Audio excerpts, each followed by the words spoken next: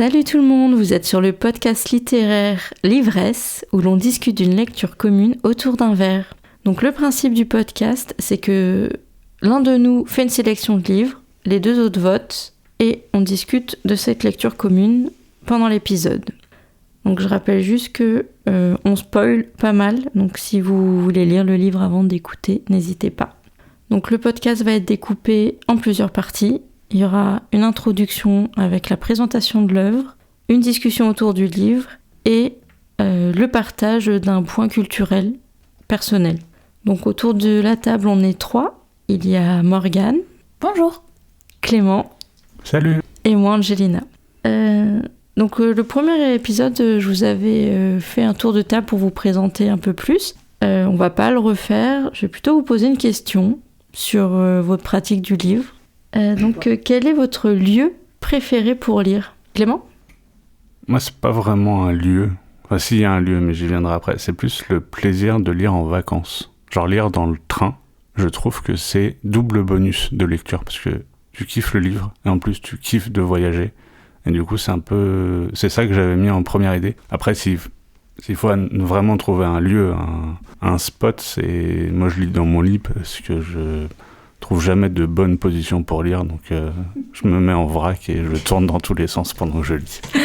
Non, mais je pense que le train, ça marche en fait. Ouais, c'est pas parce que ton lieu préféré n'est pas accessible tout le temps qu'il n'est pas valable. Du coup, on est sur le train. Clairement, mon lieu préféré, c'est le train. Je trouve ça trop bien. Je suis d'accord, tu vois les paysages défiler en même temps, il y a quand même un truc ultra cool. Ouais, complètement. Morgane ?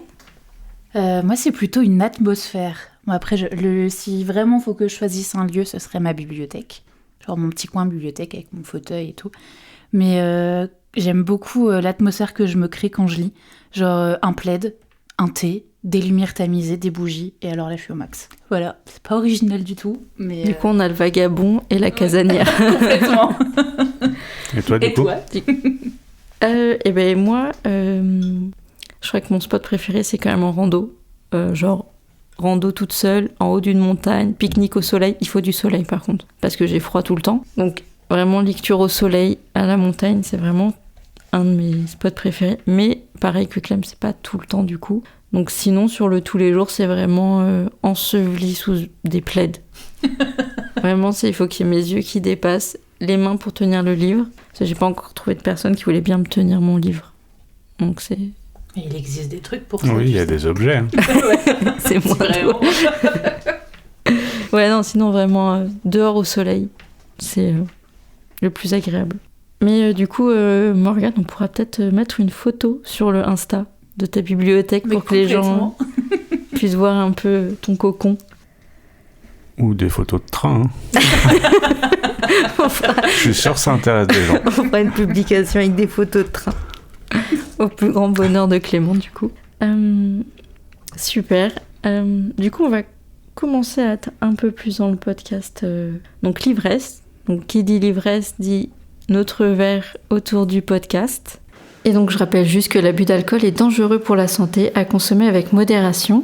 Aujourd'hui, on est sur une liqueur qui s'appelle le Fernet Branca, qui est un amer italien inventé en 1836. Donc elle est constituée de plusieurs plantes comme la gentiane, la rhubarbe, la camomille ou encore du safran. Donc ils ont vraiment, en fait, je pense qu'ils ont pris tout ce qu'ils trouvaient et ils ont mis dedans. Ça explique beaucoup de choses. Alors faut savoir qu'il est souvent présenté comme un remède à la gueule de bois ou aux maux d'estomac. Tu m'étonnes. C'est pas étonnant non plus. Et donc pourquoi cet alcool ? Parce qu'il est très apprécié dans certains pays d'Amérique latine, comme l'Argentine, où il est souvent mélangé avec du coca, donc le Fernet con coca. Donc pour les proportions, j'ai lu qu'en général c'était 30% de Fernet, 70% de coca, mais il disait aussi que des fois il vidait la moitié de la bouteille, il mettait 50% de coca, 50% de Fernet. Donc en fait c'est à l'instinct. Et c'est vraiment la boisson un peu familiale qu'on trouve un peu tout le temps. Alors juste, si je peux me permettre, n'essayez pas de la boire pure. N'essayez pas de la boire tout court. Alors voilà, j'allais demander ce que vous en pensiez, parce qu'on a déjà un peu goûté. Bon, je vous laisse deviner, personne n'a aimé. Ça a un goût de médicament. C'est bien d'essayer. On découvre des trucs et on sait ce qu'on n'aime pas du coup. C'est vrai. Complètement. On n'en achètera plus du coup. Non. Du coup, il y a quand même dans le livre un moment où ils en parlent. Donc je vais vous le dire, la citation.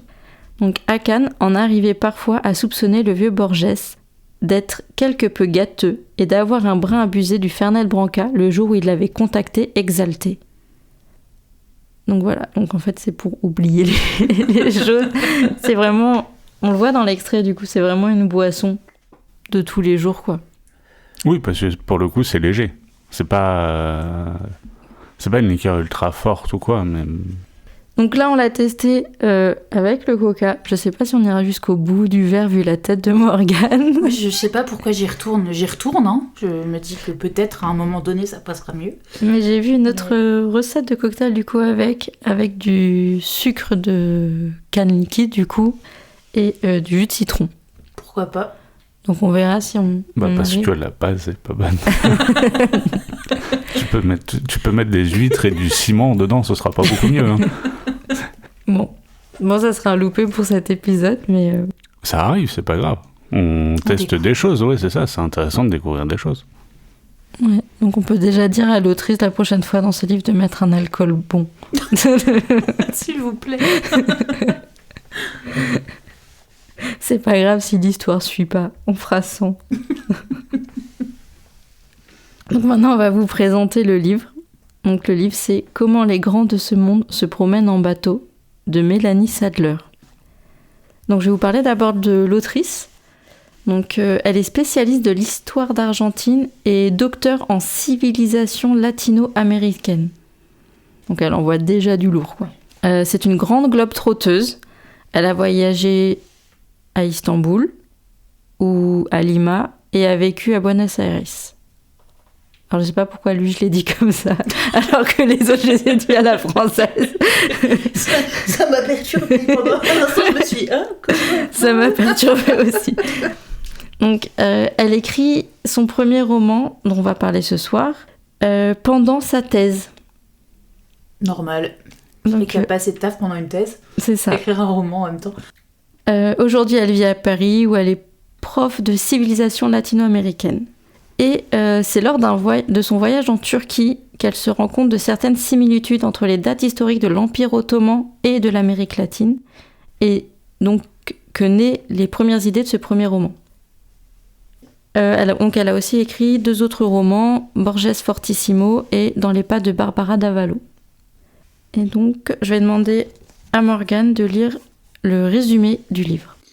Un vieux prof d'histoire précolombienne... Javier Leonardo Borges, je sais pas du tout si ça se prononce comme ça, désolé. Rendu soudain fringant par une mystérieuse découverte, son collègue Stambouliot, qui fouille dans les mosquées à la tombée de la nuit, un manuscrit turc du XVIe siècle dans lequel, anachronisme insensé, une déesse aztèque se pavane, et un sultan, Suleiman le Magnifique, qui confie pour la première fois son terrible secret. Leur point commun, être au cœur d'une incroyable supercherie, dont la révélation pourrait bien changer notre regard sur l'histoire officielle.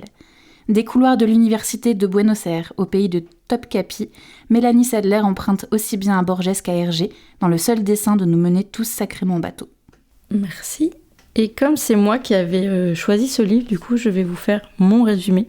Donc, Mélanie Sadler nous offre un récit concis entre un roman d'aventure et un roman historique, où elle se joue du lecteur qui se perd entre vérité et fiction. On suit 2 histoires en parallèle. D'un côté, des professeurs qui mènent une enquête universitaire entre Buenos Aires et Istanbul, autour d'un manuscrit ottoman capable de chambouler l'histoire officielle, et de l'autre, Suleiman, le Magnifique, en personne, qui prend la parole pour révéler un secret gardé depuis des siècles. Pourquoi j'ai choisi ce livre ? Alors déjà parce qu'il était dans ma bibliothèque depuis un moment. Je l'avais acheté à un salon du livre, alors je crois que c'était celui de Colmar, où j'avais rencontré du coup Mélanie Sadler. Donc j'ai même le petit bouquin dédicacé. Et on avait pas mal discuté. J'ai réussi à passer son stand à un moment donné où il n'y avait personne parce qu'il y avait une grosse conférence à côté. Donc j'étais passée un peu entre 2 fils et elle était hyper solaire, hyper sympa. On a beaucoup parlé de 2 de ses livres, dont lui. Et vraiment, c'est l'autrice qui m'a donné envie de lire ses livres. Donc je suis partie sans forcément savoir de quoi allait parler le livre. Je connais un peu ça. Et on en est là aujourd'hui. Donc je vous propose de commencer à parler du livre. Personnellement, j'ai adoré. J'ai vraiment beaucoup aimé me plonger dans son univers. Ouais, en plus d'être très cool, il est très intéressant. Et moi, je l'ai trouvé rempli d'action, mais pas d'action bourrine en fait. Il se passe pas grand-chose, mais t'as toujours l'impression qu'il se passe un truc. Et du coup, en plus d'avoir apprécié, je trouve que ça se lit vite et que c'est trop bien, quoi. En fait, c'est rigolo parce que j'ai eu le sentiment aussi il y a de l'action dans le sens où elle te met en haleine dans son écriture et t'es trop content parce qu'il trouve un bout de papier qui était un peu planqué, tu vois, mais au final, t'es content. Au final, il se passe pas grand-chose. Et oui, au final, c'est assez calme. Mais vraiment, je sais pas, je saurais pas expliquer comment. Moi, j'ai du mal à le lâcher. Je crois que je l'ai lu en 2 fois, en l'occurrence. J'ai commencé dans un train. Et je me suis arrêté parce que le train était arrivé. Je pense sinon, j'aurais pu le taper en une fois sans pause. Moi, j'ai été vraiment surpris. Je m'attendais à rien. Et ça a été une bonne surprise. Je suis plutôt neutre. J'arriverai pas à dire que j'ai vraiment apprécié. Après, j'ai pas détesté. Mais j'ai pas du tout été happée, mais je pense que c'est peut-être plutôt par la forme de l'écriture qui m'a assez chamboulée, c'est qu'il n'y a aucun dialogue. C'est que du récit. Et en fait, du coup, j'ai pas réussi à vraiment m'immerger à l'intérieur. Oh, t'exagères, pas je... Ouais, je pense que tu peux chercher, il n'y a pas de dialogue. Si... Il n'y a peut-être pas besoin de dialogue non plus. Hein. Bah oui, mais moi, du coup, j'ai eu du mal à rentrer dedans. Après, je pense que je l'ai pas lu au bon moment non plus, parce qu'il demande quand même à avoir un bon niveau de concentration. Et puis, il faisait nuit et t'avais pas de lumière, ouais, du coup, voilà, forcément, aussi. ça complique un peu. Merci. Je sais plus ce que je voulais dire maintenant. C'est pour ça que je suis là. Mais je sais pas, il y a un bon rythme, je vois ce que tu veux dire, mais moi je l'ai pas forcément ressenti comme ça à la lecture. Quand j'ai lu le résumé, je me suis dit ça va être dingue, mais je vois pas comment ça va être possible en si peu de pages, parce qu'il est vraiment très court. Et je pense que je reste sur ma fin, dans le sens où il est parfaitement maîtrisé, je dis pas, je pense qu'elle va à l'essentiel, mais j'aurais aimé peut-être plus de détails, il y a quelque chose qui m'a manqué dans la lecture. Ouais, moi j'ai vraiment pas trouvé. J'ai bien aimé justement ce côté-là où ça va assez vite pour que justement elle puisse jouer sur le vrai faux de l'histoire. Oui. Ouais, c'est précis en fait. Ah oui, mais complètement. Ça par contre, et c'est assez fou d'arriver à faire quelque chose de précis qui traite d'autant de sujets en si peu de pages. Mais surtout que je pense que si elle avait fait plus développer certains détails, en fait on aurait tout de suite vu si le faux de l'histoire ou le vrai de l'histoire. Et du coup, tu aurais été moins perdu, du coup, l'accroche aurait été moins forte. Oui, c'est possible. Parce que moi, je trouve qu'un des trucs qui a marché, c'est que... Alors, c'est pas la partie historique que je connais le plus, le XVIe siècle, que ce soit en Amérique du Sud ou dans l'Empire ottoman. Moi, à part ce que j'ai appris à l'école... qui se résume pas quand grand-chose. Même Christophe Colomb a envahi... Oui. Et c'est faux. En plus, c'est faux. En plus. Oui, en plus. Et du coup, je pense que si ça avait été plus étendu, ça aurait moins marché le doute qu'elle installe. C'est possible. Parce que comme c'est vraiment un livre grand public qui est facile à lire au final. Oui, sans doute, mais après, c'est pas... Je sais pas. Marianne ne sait pas, donc on va parler Clément et moi. Voilà. Bois l'alcool pas bon. Elle boit, elle va faire une grimace. C'est exactement ça. Je sais pas pourquoi je continue. Bon, finalement, ça passe. Franchement, au bout de 3-4 litres, tu sens plus le goût, c'est très bien. Pour entrer plus dans les persos, Borges. Borges m'a amusée au début. Oui. Oui. Et après, j'ai eu envie de l'emplâtrer dans un mur. Absolument. C'est fou le chemin qu'il prend. Parce que plus il réussit... Plus il devient détestable. J'avais pas détestable en tête, mais ça marche. Ah, vraiment, à la fin, il est insupportable. Enfin, vraiment, Mais c'est un des trucs qui monte, du coup, c'est le melon de certains profs d'université, au final, parce que le gars, au début, il est plus rien, en fait. Il est en fin de carrière, il fait plus grand-chose. Il est aigri dans ses trucs, et c'est là où il est drôle, c'est qu'en fait, c'est le vieux bougon au fond de sa pièce et qui veut pas être embêté. Et après, t'as plein de gens qui ont bossé autour de lui, et du coup, il est en mode « j'ai réussi ». Non, gars, t'as juste utilisé ton téléphone pour dire aux gens de bosser. C'est ça, surtout que fondamentalement, il fait pas grand-chose dans cette histoire. Rien. C'est Akane qui découvre... Enfin, lui, il découvre le démarrage, le premier dessin. Mais tout le reste derrière, il est juste parti se promener en Amérique latine et boire des trucs chelous. Bah après, si, à la fin, il y a quand même le livre de code, le livre de compte qui décode. Oui. Oui, c'est vrai. Parfaitement au hasard. Oui, parce qu'il s'ennuie. C'est même pas réfléchi, c'est juste un gros coup de bol. Et en fait, je crois que c'est presque dit à la fin. Enfin, il le sait plus ou moins qu'il abuse et qu'il prend le... Mais il veut tellement être sur le devant de la scène. Ouais, puis ça m'étonnerait pas que ça se passe pas tout le temps comme ça, mais que ça se passe régulièrement comme ça, tu vois. Bah, de toute façon, t'as plein de profs qui bossent sur des travaux, qui utilisent leurs étudiants, et c'est pas les étudiants qui ont fait les découvertes, hein, donc... Est-ce que, du coup, le fait qu'elle ait écrit ce bouquin pendant sa thèse, ça serait pas je sais pas, tu vois, peut-être j'extrapole beaucoup, mais peut-être qu'il y a aussi un sous-texte qui est suffisamment discret pour très bien passer si tu te penches pas sur le truc, mais enfin ça se tient en tout cas, quoi. Faudrait lui demander si elle a été peut-être trauma par un de ses profs. Je suis pas sûr, même si c'est le cas, je suis pas sûr qu'elle puisse le dire. Mais en tout cas, la question se pose. Faudrait qu'elle nous fasse un clin d'œil. Personne la verra, on a la radio. Bon, personne la verra, elle est pas là non plus. Bah, c'est pour ça, même nous on la verra pas. Et par contre, Akane, il est vraiment cool. Enfin, il se décarcasse pour son pote, alors qu'au début, il dit clairement qu'il a autre chose à faire. Apparemment, il a pas l'air d'avoir grand-chose d'autre à faire parce qu'il y passe du temps, enfin... Ouais, après, je pense que c'est le côté mystère qui prend le dessus, parce que quand t'es prof... Et puis c'est l'histoire de son pays. Oui. J'en doute. Pas même de tout son peu. Oui, de sa religion, de cette région-là. Enfin, oui, c'est une histoire qui joue sur toute cette région-là. Donc je pense qu'effectivement, quand tu vois le premier fil ressortir, tu te dis, bon, vas-y, on s'y met à fond et ça va être intéressant. Il y passe quand même beaucoup de temps, le pauvre, quoi. Enfin, après, il vit des aventures, quoi. Après, il laisse du coup la découverte complète à Borges parce que il a peur de son gouvernement, et du coup, si les politiques du pays à ce moment-là étaient moins violentes, est-ce qu'il n'aurait pas plus pris sa part du gâteau sur la découverte ? Si les politiques du pays avaient été moins violentes, celui qui a découvert avant, qui est parti en prison, il serait pas en prison. Oui, mais il aurait pu avoir un changement entre les deux. Je sais pas si le personnage aurait balancé les découvertes à la place de Borges, parce qu'on sent quand même qu'il y a une amitié il y a une relation qui est forte et il a l'air d'être ultra fidèle.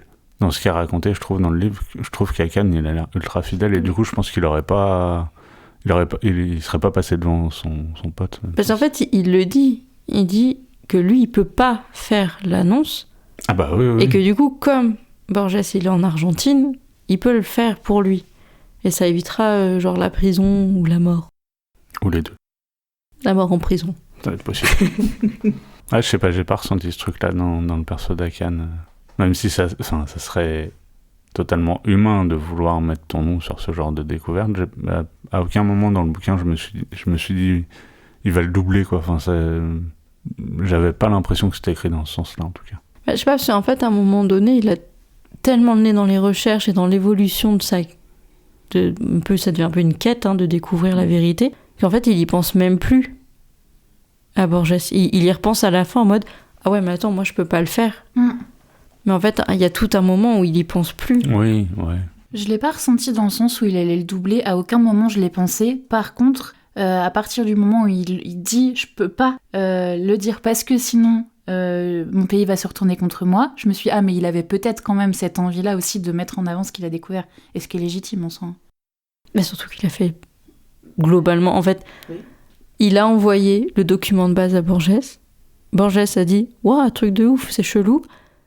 Il y a quand même 2 civilisations qui se mélangent dans un même document. » Et du coup, il rappelle son pote en disant « t'as rien d'autre sur ce sujet ?» Donc c'est Hakan qui va faire toutes les recherches sur le sujet. Et après, Borges, il va dire « Ah là là, il faut vraiment que je fasse plus de recherches sur place. Du coup, je vais envoyer des étudiants faire des recherches. » Et comme les étudiants ils trouvent rien, je vais peut-être y aller quand même au bout d'un moment, mais j'ai pas très envie, mais je vais y aller. Mais non, parce qu'au final, il y va même pas parce que les étudiants ils disent « Non, mais trouvez-lui même un vieux livre de contes, il sera content. » En fait, c'est même pas lui qui trouve le livre de contes, et on lui donne. Ça voudrait dire que, en théorie, Borges, il sert quasiment à rien dans le livre. À part découvrir le dessin. À part le truc de base, ouais, le départ. Et après, du coup, peut-être aussi être une critique de l'université, quoi. Oui, mais je veux dire, le perso en lui-même, je pensais à Indiana Jones, en fait. Qui sert à rien dans les Indiana Jones. Et je me suis demandé s'il n'y avait pas aussi un lien à faire, mais pas après, à ce point-là, quoi. Il a quand même le livre de contes. S'il n'y avait pas eu le livre de contes, s'il n'aurait pas été au bout du truc. Et puis c'est lui qui découvre le dessin de... Je ne sais plus, j'allais dire la duchesse, mais je suis absolument... La Malinche. La Malinche. Malingre. La Malingre. Eh ouais, j'avais tout faux. Moi, j'ai écrit la Malinche. Non, c'est Malingre. C'est Malingre, je crois. Vous me perturbez tout autant que vous êtes. Malinche. Oui, mais Malingre, comme d'hab, je sais quoi. je saurais pas dire. Attends, je cherche. Je crois que t'as raison. Bien sûr que j'ai raison. Parce que je l'ai écrit tout à l'heure. Mais du coup, j'ai quand même le doute. Finalement, 160 pages, ça peut être beaucoup. Hein. Oui, puis à la limite, on peut... Lis-le à haute voix. Hein. Il y a un truc à faire. En plus, je crois qu'elle n'arrive pas au début. Non. Elle arrive genre page 148. Je suis à la page 20. Si, elle arrive assez vite. Sinon, on peut dire son prénom. La Malinche. La Malinche, ouais. La maîtresse de Cortès, la Malinche. Mais en fait, les persos, j'ai l'impression que des fois, ils ont plusieurs noms. Oui, c'est comme Suleiman, qui a du coup différents noms. En fait, à certains moments, ça m'a un peu perdu, mais... Ouais, parce qu'il l'appelle Pierre en plus, des fois, du coup, ça fout le bordel. Enfin, faut pas l'écouter. En fait, selon les cultures, ils ont des noms différents, j'ai l'impression, et du coup... Là, en plus, pour le coup, Suleiman, il change de nom quand il change de continent. Oui. Donc forcément qu'il a deux noms. Oui, mais il a plusieurs orthographes. Et il y a plusieurs orthographes, ouais. Et c'est aussi Salomon. Oui. Quand il arrive. Ouais, du coup, ça peut être... Ça m'a paumé pendant un moment. Avant qu'ils expliquent clairement que c'est le même type, j'étais là même. Mais moi, je pensais que c'était deux personnes différentes avant un long moment, et après, j'ai compris. Effectivement, c'était peut-être pas le moment de le lire. Non, c'était pas le bon moment, ça, c'est une certitude. Hein, mais... Du coup, pourquoi on cherchait la Malinche? Juste pour savoir parce que c'est le dessin de... Oui, le dessin, c'est ça. Et ce qui fait que Borges, c'est pas Indiana Jones.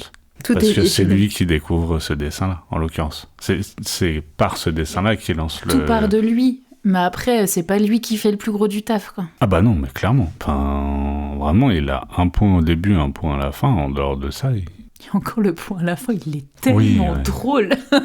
C'est « Oh tiens, je me fais chier, j'ai un livre entre les mains, qu'est-ce que je vais faire? Oh, je vais noter le numéro des pages pour voir. Oh mon Dieu, ça forme une phrase. C'est incroyable, c'est exactement ce dont j'avais besoin. » Ah ouais, il m'a saoulé. Enfin, c'est pas...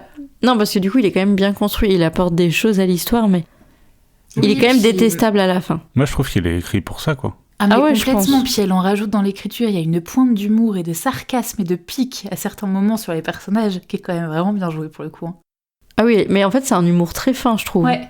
Et ça marche très très bien. Ça, je sais que je l'apprécie. Il y a quand même plusieurs fois où j'ai un peu rigolé. Ouais, moi aussi. Puis tu sais, c'est le genre de livre où, des fois, quand tu comprends des blagues un peu fines, t'as l'impression d'avoir plein de culture. Tu sais, tu te sens intelligent quand tu lis, tu fais... C'est pour ça que j'ai pas rigolé une seule seconde. Ok. Moi, je ne suis pas du tout sentie intelligente parce qu'en fait, j'ai découvert tellement de choses que je ne savais pas. Oui, mais c'était faux, Morgane. Ah bon? C'était pas la vraie histoire. Mince alors. L'université n'existe pas. Borges n'a jamais existé non plus. Ah. Le reste est vrai par contre. Non, mais on peut peut-être se lancer sur la... Parce que là, on a parlé de toute la partie actuelle du livre, mais il y a quand même une partie sur ce qui s'est passé. La recherche de la canne. Oui, c'est ça, sur toute l'histoire sur laquelle il travaille, qui est super intéressante. Alors c'est pareil, je suis comme toi, c'est une période et des endroits du monde où j'y connaissais rien. Je sais pas si ce que j'ai appris était vrai ou pas, mais j'ai l'impression d'avoir appris plein de trucs. Et en vrai, je trouve ça trop bien, parce que j'ai vraiment passé le livre à me dire « Ah, c'est trop cool. Ah, si ça se trouve, ça s'est vraiment passé comme ça. J'aimerais bien que ça se soit passé comme ça. » Et à la fin du livre, j'étais là « Ah bah, ça se trouve, il y a rien. Enfin, il y a forcément un fond de vérité, mais ça se trouve, il y a rien. » Et ça m'allait quand même, quoi. Mais en fait, je pense que les deux côtés de l'histoire sont vrais. C'est juste comment elle les lit. Oui, Entre- ouais. Ouais, le croisement. Ouais. Du coup, la promenade en bateau presque, qui lie en fait les deux continents et du coup qui fait qu'elle relie l'histoire.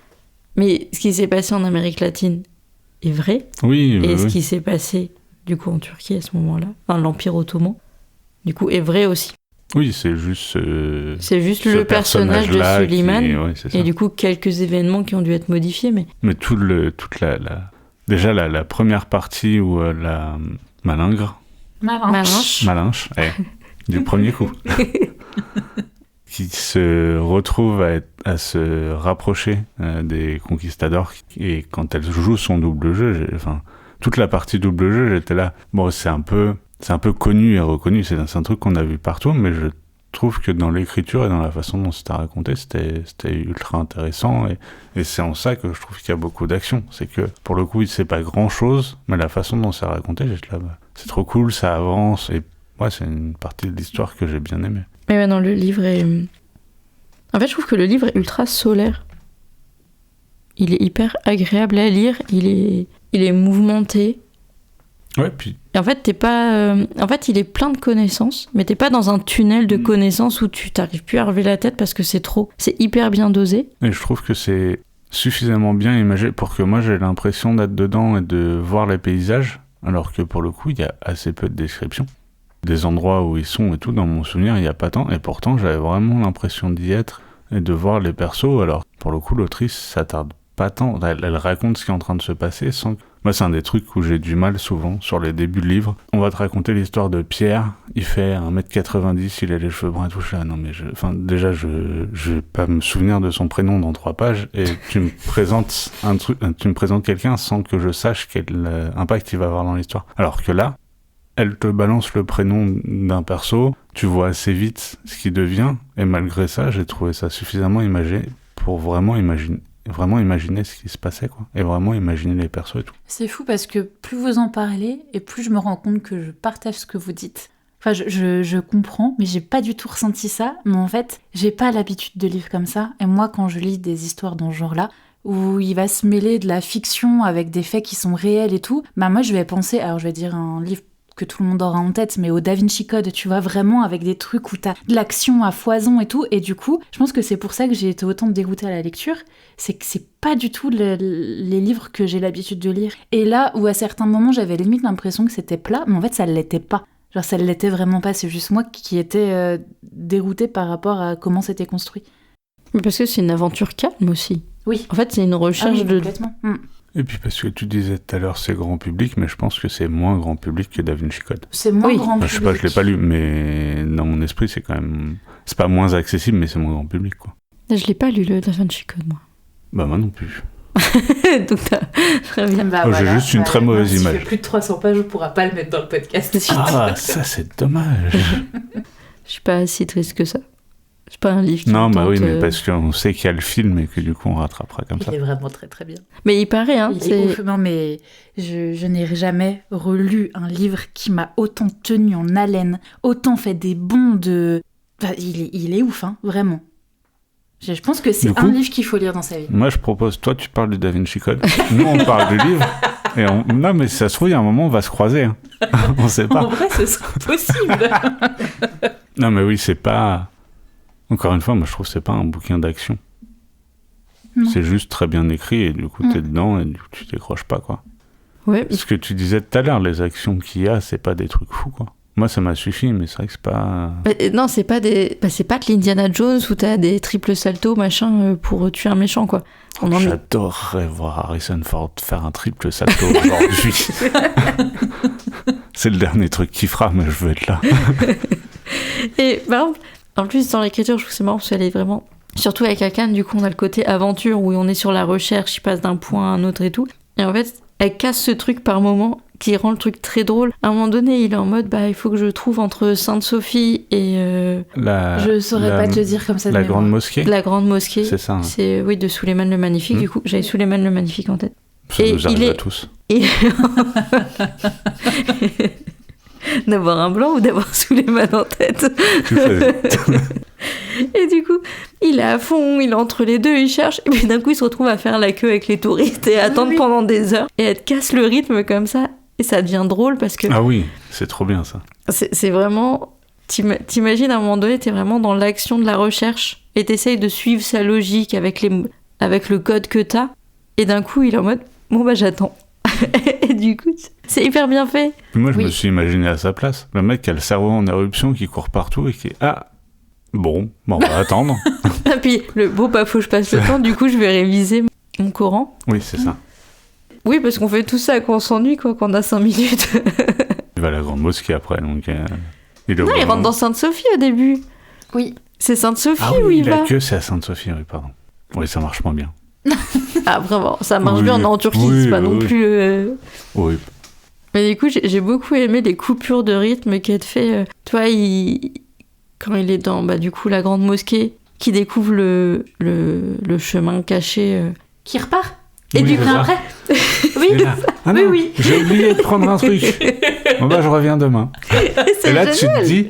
Le mec rentre chez lui, il va se coucher. Demain, il doit faire un truc de ouf. Parce qu'il doit quand même péter le sol de la grande mosquée de son pays. Et il doit rentrer chez lui et se poser et passer toute une journée à attendre. Ça doit être l'enfer pour lui, quoi. Qui, on se doute, n'est pas surveillée la nuit. La grande mosquée ne doit pas être surveillée. Ouais. Ils peuvent pas être partout. Surtout un mec avec un pied de biche qui vient démonter le sol de la grande mosquée. À mon avis, il tient 1 seconde. Alors qu'il y passe du temps au final. Ça m'a fait trop rire aussi le passage où il est devant cette espèce de cercueil qui se dit c'est vraiment petit, il pourrait y avoir qu'un enfant à l'intérieur. Et le moment d'hésitation du non, j'espère qu'Allah il va me pardonner, mais est-ce que j'ouvre ou j'ouvre pas? Et ça, j'avoue que j'ai bien rigolé. Et puis surtout que ça fait un moment qu'il fait plein d'actions où il se dit j'espère qu'Allah ça va le faire. Et il va de plus en plus loin. Et c'est aussi la réflexion du coup sur la religion, du coup vs la science. Oui. En fait, à quel moment pour du coup un musulman qui est ultra croyant, qu'est-ce qu'il met en avant? Parce que du coup la religion guide toute leur vie, la science pour lui guide toute sa vie, et du coup lequel prend le dessus? Bah là, il a fait son choix. Il a fait son choix, mais à chaque fois, j'espère que ça va. Je ferai une bonne action. Promis, après, je fais une bonne action. Bah, c'est surtout... Il y a une petite phrase quand il ouvre en mode « Oh, c'est beau. C'est beau, c'est des papiers. Ah là, c'est beau. » Il m'en voudra pas, c'était des papiers. Bah surtout, le mec commence par un petit mensonge et il se sent pas bien. Oui. Et il finit par profaner ce qu'il pense être une tombe d'enfant. Il y a quand même un step qui est assez méchant. Oui, c'est vrai qu'au début, il s'en veut d'avoir un peu menti. Un peu manipuler un gars. Oui, c'est ça, en plus, c'est pas... C'est pas une dinguerie. Mais il y a un passage qui m'a fait trop rire aussi. Il va voir une personne qui l'envoie vers une autre personne, qui l'envoie vers une autre personne, et vers une autre, et je me suis dit, non, mais à quel moment ça va se terminer? Parce qu'en fait, c'est long, genre, c'est vraiment long. C'était pas ennuyant, mais putain, je me suis dit, mais à quel moment ça va terminer? Genre, c'est bon, il va la trouver, sa personne, là, parce que... Et du coup, t'as le côté, tout le monde se connaît. Oui. Et c'est assez... Enfin, l'air de rien, ça passe vite quand même. Juste, tu dis le pauvre, en plus il arrête pas de dire qu'il est essoufflé, bedonnant, et du coup il aime pas trop qu'on lui dise qu'il est bedonnant, mais quand même il est fatigué, quoi. Puis même ce passage-là, il est drôle parce qu'il va voir un tel au marché de poissons, puis il lui file du poisson, il discute avec lui, puis il va voir machin, puis il dit... Et en fait, limite t'as l'impression de te promener avec lui, que c'est juste une balade, alors qu'en fait non, le gars il veut juste une info, et il faut qu'il l'ait, tu vois. Et le seul avec qui il doit vraiment parler veut pas lui parler. Oui. Tous les gens qu'il a vus, ils étaient très chauds à lui parler et à passer du temps avec lui, et le seul où c'est important, et là, bon, j'ai pas trop envie quand même. Bon, il a de bonnes raisons. Oui, on a tous nos secrets de famille, quoi. Oui, bah oui. Plus ou moins lourds. Bon, et après, il finit par s'excuser quand même. Oh, désolé, je savais pas. Bah oui. Puis là, oh là, faut que je lui mente. Ouais, c'est bon, je suis plus à ça près. Ah là, pardon. Du coup, toute la quête d'Akan est quand même assez cool. Et c'est là où t'as vraiment l'aventure. Enfin, t'as un côté hyper aventure, où au final, t'as pas une aventure de dingue, quoi. Non. Oui, alors que l'aventure dans le passé... Ah ouais, après, t'as une vraie la aventure. deuxième histoire en parallèle, où là, là où t'es plus sur des codes d'aventure. Oui, là, c'est vraiment un truc assez épique, quoi. Akan vit déjà une aventure, et c'est écrit de façon à ce que t'aies des hauts et des bas, alors qu'il se passe pas... Moi, au début, j'étais plus pris par l'histoire d'Akan que par l'histoire de Suleiman. Vraiment, enfin, jusqu'à ce qu'on apprenne que son cousin l'a caché pour l'envoyer... les moques. Je sais Oui, pas du ouais, tout comment ça j'ai se pas prononce, été c'est horrible. jusque-là. Je l'ai jamais lu de la même manière dans Cuauhtémoc. lecture. Ouais, Cuauhtémoc. Je l'ai appelé G. Gérard. Non, j'ai pris les premières lettres. Quand c'est Mais c'est trop un compliqué, C. Ah, c'est un C. Et c'est qui G alors? Il n'y a pas de G, il y a Cuitlalhuac, Cuauhtémoc, Moctezuma, Pourquoi j'ai un G? Chaculi, Non, c'est pas ça. Bon, c'est peut-être un C et j'ai mal écrit du coup. Manicatex. Il s'appelait G, mais il n'y a pas de G. Non, mais je crois que c'est son cousin. S'il le Du coup, planque, c'est pas que C'est les mocs, c'est l'autre. Cuitlalhuac. Voilà. en c'est fait, son t'as cousin ou c'est pas son... C'est ça la Moctezuma, question. c'est mon c'est- cousin. Moctezuma, c'est le big boss. Son frère, c'est Cuitlalhuac. Et du coup, le cousin, c'est Cuauhtémoc. Qui planque. Qui planque, Qui qui fait kidnappe. enlever Suleiman. Et en fait, parce que Qui mon le idée de drogue. base... Alors, moi, j'ai beaucoup aimé cette phrase où elle dit, en gros, je l'ai pas noté, mais c'est il est drogué par son protecteur. Oui. C'est d'une beauté. Vous faites pas ça, vous? Moi, régulièrement, les gens Bah, me protègent. D'ailleurs, c'est peut-être pour ça l'arrière-goût de médicaments dans ce qu'on est en train de boire. Ouais, ouais. Je ne dirai rien à ce sujet tout de suite. Bah, ça serait bien parce qu'on rentre en voiture quand même. Non, moi, je rentre en voiture. Ouais, ouais. Vous avez bu votre verre, moi, j'ai pas réussi. Hein. J'avoue que j'ai presque fini en vrai. Ouais. Mais Non, mais ça passe on se sacrifie au pour le souhait. podcast, nous, madame. Non, on nous a dit faut boire, et ben on y va. Non, moi, je peux pas me forcer sur de l'alcool. Ouais. Mais en plus, Morgane, elle boit une gorgée, elle fait une méga grimace à chaque fois. Alors que moi, je commence à apprécier, ça C'est m'inquiète un peu. Ouais, ouais. Tu te Je- fais au Mais là, goût ça et va du coup... mieux. Non, sans déconner, ça va Ouais. mieux. Non, mais c'est Alors, vu la grimace que t'as fait, j'y crois pas. C'est toujours pas bon, mais ça va de mieux en mieux. Je me dis peut-être qu'à la fin de mon verre, je trouverai ça bon. Je te laisserai Plus on la avance, bouteille. plus ça ressemble à Jäger, et plus je suis en train de me dire que c'est peut-être pas du coca qu'il fallait mettre dedans, mais un Red Bull ou une boisson comme ça. C'est vrai encore qu'il y a un plus côté sucré, Jäger. encore plus... ouais, ouais. Et ça, c'est les plantes qu'ils ont mis dedans. Pas le safran, mais les autres là. La camomille, c'est la camomille. Voilà, on va bien dormir cette nuit. Non, moi, je m'y fais pas. Du coup, Cuauhtémoc, Cuitoile. Oui. Donc ce que je disais à la base avant qu'on raconte toutes nos bêtises, c'est que moi j'étais plus... J'ai trouvé la partie d'Akan plus épique jusqu'à ce que Suleiman se fasse enlever par son cousin. Toute la partie avant, j'ai apprécié la lire, mais je trouvais qu'il y avait plus d'action, qu'il se passait plus de trucs du côté d'Akan que du côté d'une civilisation qui est en guerre. Mais parce qu'en fait, c'est vraiment plus pour moi un rappel historique au début pour te mettre un peu dans l'époque et en fait te caler Christophe Oui, Colomb oui. pour que les gens remettent la connaissance de Mhm. base. Parce qu'en fait, je pense que tu enlèves Christophe Colomb. T'es paumé. Au début, la plupart des gens n'ont pas les connaissances Ouais. historiques et du coup, ça devient désagréable parce que là, tout de suite, moi, Le tu me cales. remplaçant de Colomb, il est connu. Cortés Cortés, Ouais. ouais. Cortés, il est connu dans l'histoire. Mais Oui, non il Ou est. je dis une bêtise. Non, C'est il pas est, possible. il est connu, mais je pense que Colomb parle à tout le monde Oui. sûr à Ah 100%. oui, bah ouais. mais j'ai ressenti la même chose que toi sur ma lecture. Hein. Oui. Ouais. Après, ça s'inverse, je trouve. Une fois que Suleiman part, je trouve que l'action change de camp. Enfin non, même pas, parce Mais en que fait- Akan, il fait toujours des trucs qui ont Oui, l'air mais fous. t'as quand Folle, même. folle. J'étais plus sapée. En fait, il y a Akan, après il y a la partie où il se fait droguer, etc., où t'es plus sapée du côté de Suleiman, et Mhm. après, moi je suis revenue à Akan. Ah ouais.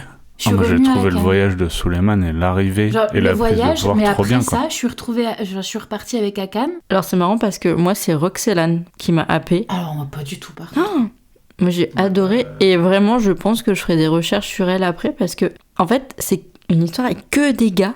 C'est que des gars partout, que ça soit dans les profs Mhm. ou dans l'histoire. Ah, on parle vite fait de la Malinche, mais vite fait.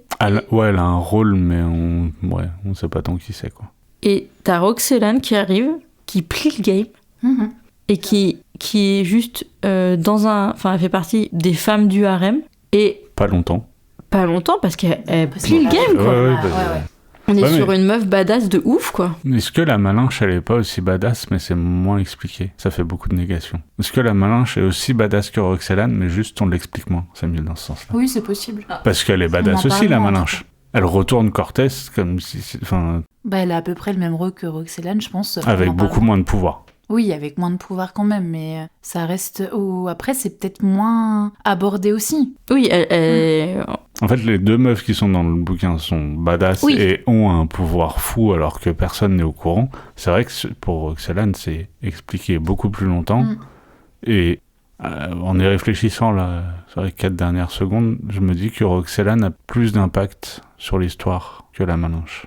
Mais parce que c'est plus détaillé et qu'elle est beaucoup plus expliquée. La Malinche, au final, on n'en parle pas tant que ça. Et peut-être que si ça avait été un peu plus détaillé sur elle, je pense que c'est des personnages qui se ressemblent beaucoup. Oui, c'est vrai. Ah bah oui, je pense que... Bah, les 2, elles sont trop bien, de toute façon. Enfin, oui, dans leur les rôle, 2 elles sont cool. Et Mais c'est vrai que Roxelane, vu qu'on en parle plus, je trouve qu'elle a une aura. C'est rare que j'ai cette impression dans un bouquin. Je trouve qu'elle a une aura, même quand elle est racontée. Et moi, je pense que vraiment, c'est elle où des moments, je me dis, c'est quand qu'elle revient, quoi. Parce qu'en plus, tu la rencontres, donc le gars arrive dans son harem, t'as toutes les nanas qui font la sirène, et elle a dit tout de suite, faut que je le manipule, faut que je retourne le truc pour être repéré et pour pouvoir aller plus loin. Et du coup, t'as toute une part de l'histoire aussi qui est racontée par ce biais-là. C'est des gens qui sont kidnappés pour faire partie de la cour, et on leur demande ni leur avis ni rien. Et du coup, c'est hyper intéressant d'avoir son histoire à elle qui est hyper intéressante et au final qui se relie mais qui est hyper forte toute seule aussi, quoi. Oui, elle mériterait presque son bouquin à elle. Mais moi je vais regarder, j'espère qu'il y en a un parce que je pense que je vais essayer de regarder. Ça se trouve, elle n'existe pas. C'est ce que j'allais dire, ça se trouve c'est un perso qu'elle a inventé. Ça serait vraiment... Mais ce qui est disons fou, que si on l'apprend, ce sera dans le prochain podcast. Il y a moyen. C'est qu'en fait, c'est tellement pas une partie de l'histoire que je connais que du coup, je ne sais pas quelle est la frontière entre le réel... Après, des meufs qui sont sorties d'un harem pour prendre le pouvoir en sous-marin, et il y en a eu. Oui. Ça, on le sait. Clément le sait. Oui, puis non, avec un peu de recul, j'irais pas jusqu'à dire que je le sais, mais ça me paraît... il me semblerait que j'ai déjà entendu ça après.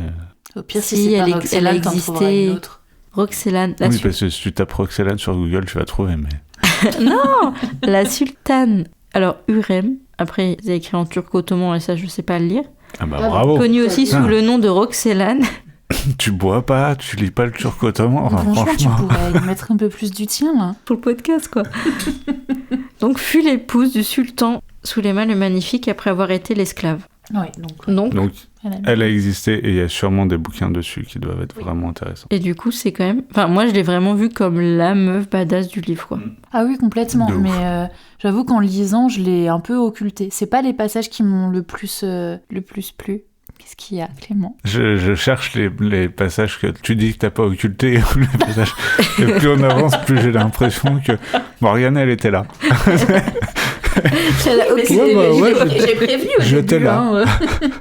C'était pas le moment pour moi de lire ce livre, mais... Je pense sur le prochain podcast, si on propose à Morgane de relire le livre, il y a moyen.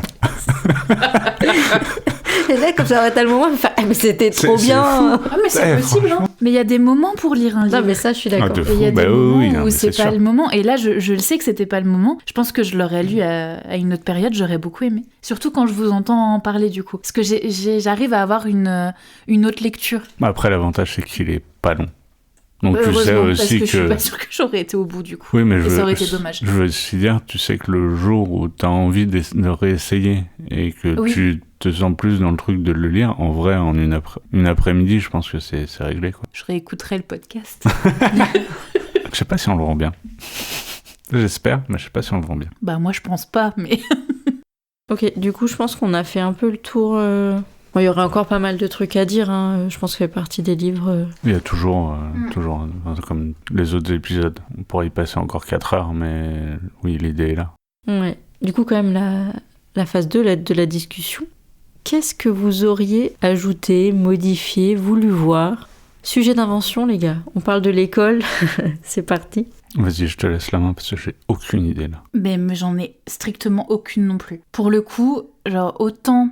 c'est pas genre j'ai eu du mal à le lire, etc. Autant je ne vois pas ce qu'aurait pu être apporté d'autre. Je l'ai trouvé parfaitement maîtrisé, très complet. Et j'arrive pas à imaginer autre chose à l'intérieur, vraiment pas. Ouais, autant, par exemple, l'épisode 1, Impact, moi je voyais tout de suite qu'il aurait pu être modifié ou... Enfin, qui aurait pu plus me plaire parce que je veux pas non plus cracher sur le travail de l'auteur, mais c'est vrai que là je le trouve vraiment bien construit et qui suit qui suit bien toute son idée et du coup il y a ni trop ni pas assez. Après ça touche à l'histoire donc on peut toujours dire elle aurait pu pousser un aspect de l'histoire ou quoi parce que on manque de connaissances et du coup ça serait une curiosité d'en savoir plus, mais est-ce que ça aurait apporté à l'histoire ? Je suis pas sûre. Ouais, puis là il y a un début, il y a une fin, c'est bien sans dire que les autres sont bien construits entre, mais tu vois Impact, la première idée ça avait été les personnages le truc que j'avais pensé à changer ça avait été la relation entre les personnages. Là, vraiment, je trouve que ce soit dans la description qu'elle fait, l'action qu'elle y met ou le corps de l'histoire, je pense que plus ça aurait risqué d'être trop. C'est ce que tu disais tout à l'heure, on serait complètement sorti de cette idée de voyage entre la fiction et le réel. Même moins, je pense que ça aurait pu manquer, donc non, j'avoue. Pourtant, c'est une idée que j'aime bien, de virer la fin ou de changer des trucs, mais là je sèche un peu. Ouais. J'adorais les sujets d'invention à l'école, donc forcément... Finalement, le livre est trop bien, c'est décevant. Non, bah du coup, on est tous vraiment, au final... même toi, Morgane, tu dis que c'était pas le bon moment, mais tu vois quand même les qualités du livre. Ah oui, complètement. Puis là où je m'étais dit, oui, j'aurais aimé peut-être plus de longueur sur certains points, etc. Mais en fait, ça aurait pas servi au livre. C'est plus moi. Je sais que ça m'aurait peut-être plus plu, mais c'est juste des questions personnelles. Et en fait, avec un regard, il est très bien construit comme ça et il suffit comme il est. Et puis, du coup, je dirais pour conclure, c'est que vraiment, c'est pour moi un livre intelligent, mais qui te fait pas sentir stupide en le lisant. En fait, tu te sens intelligent quand même parce que tu arrives à... Non, mais il y a des livres... Vous m'avez regardé toutes les deux. C'est pour avoir ton avis parce que Morgane... Non, c'est juste vexant. Merci. De rien. C'est juste pour avoir ton avis, Clément. Oui, on donne la parole. Ça. Maintenant que tu sais parler. La vie de l'idiot du village. Allez, dis-nous.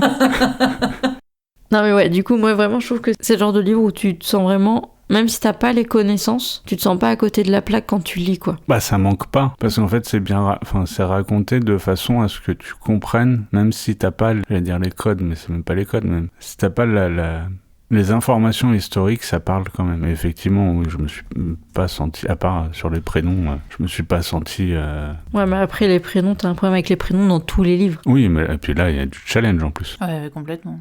Mais non, ouais, c'est ça, c'est juste intelligent sans faire trop et sans péter plus haut que son cul, quoi. Il n'y a pas de déballage, c'est juste on te donne les infos dont tu as besoin pour qu'on avance dans l'histoire. Oui, mais ouais, pour moi c'est un grand oui ce livre, quoi. Je pense que je vais aller lire ses autres œuvres. Ouais, il y a moyen. J'aurais pas été client de base, mais effectivement, il y a moyen aussi. Je sais que j'ai Fortissimo Borges aussi à la maison, donc je pense que je le lirai assez vite derrière. On va attaquer la dernière partie du podcast où on va partager une info culturelle, chacun. Qui veut commencer ? Bah, je l'ai fait la dernière fois, je te laisse la place. Ok. Moi, je vais parler d'une série que j'ai récemment découverte et qui s'appelle Sandman et qui est tirée d'une bande dessinée.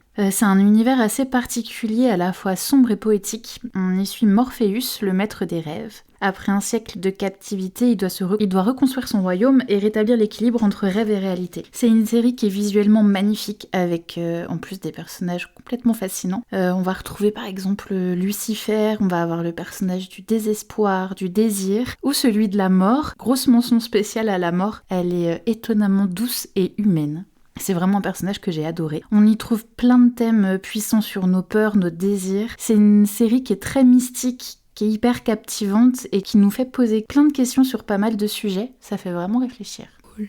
Mais je pense que je me lancerai du coup. Parce que je t'avais dit, moi j'avais peur d'avoir peur en la regardant. Je pense que je tenterai et si je fais des cauchemars, je t'en voudrais une fois plus. Mais je lui fais faire des cauchemars tout le temps, alors maintenant j'ai peur. Tout le monde a peur en fait. La peur que j'ai peur d'avoir peur.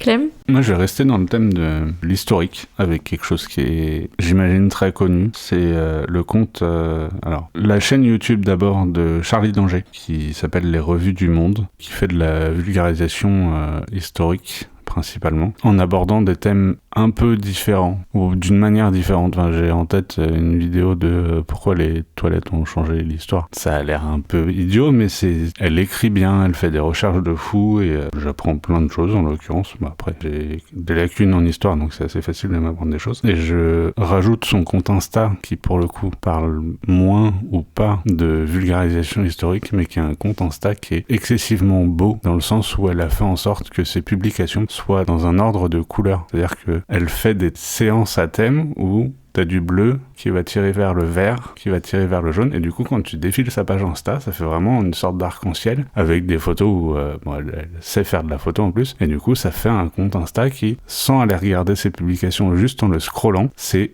ultra beau. Bon, du coup, pour sa chaîne YouTube, ça reste un peu dans le thème, mais je trouve que c'est ultra intéressant. Oui, du coup, je suis en train de regarder sur Insta son compte. C'est stylé ce qu'elle fait.